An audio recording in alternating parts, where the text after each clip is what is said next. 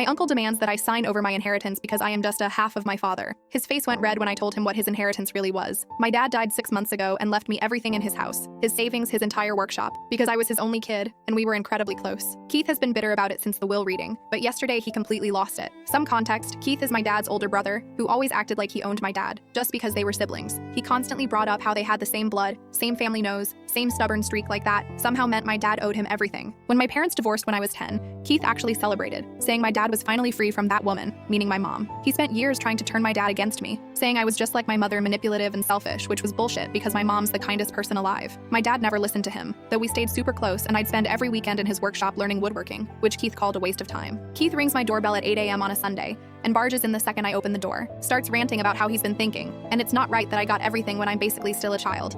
I'm 21, not 12, but okay. He goes, "You have your mother's blood, her genes, her family traits. I have your father's blood running through my veins. We shared parents. We're the same stock." I asked him if he was seriously trying to claim my inheritance based on genetics, and he said it's about respect and legacy. He pulls out these papers he printed from some sketchy legal website about contesting wills and starts explaining how a real blood relative has more claim than a child who's diluted by the other parent. This man really sat there explaining like I'm half my dad, and he's full my dad's brother, so mathematically, he deserves it more. I let him ramble for 20 minutes about chromosomes and family bonds, and how my dad would want his legacy preserved in someone who truly shares his bloodline, not some hybrid of him and my mother. Then he drops the real kicker. Besides, what does a 21-year-old child need with a house and all that money? You'll waste it on parties and stupid things. I have experience, wisdom. I know how to honor your father's memory properly. Just sign it over and I'll give you a little something to get started in life. I started laughing like I genuinely couldn't stop laughing. He got mad saying this was serious family business. I said, "Uncle Keith, you want to talk about blood? Let's talk about blood. You know what Dad used to say about you? That you were a leech sucking the family dry? Remember when you borrowed $15,000 for your brilliant business idea that failed in 3 months? Or when you lived in his basement for 2 years rent-free? Or when you stole grandma's jewelry and sold it, claiming you were the rightful heir as the eldest son?" His face went red, but I kept going. "You know what else is funny? Dad left you something in the will. $1. The lawyer said it was specifically so you couldn't contest it, claiming you were forgotten. Dad knew exactly what you were and made sure you'd get exactly what you deserved." Keith starts screaming that it was a mistake, that my dad was manipulated by me in his final days. I pulled out my phone and played a voice message my dad left me 2 months before he died. His voice fills the room. "Sweetheart, when I go, everything is yours. Don't let Keith or anyone else guilt you. You're my daughter, my blood, my heart. Everything I have is yours. Keith will probably try some bullshit about family legacy, but you are my family. You are my legacy. The workshop, the house, all of it belongs to you. You earned it by being there, by caring,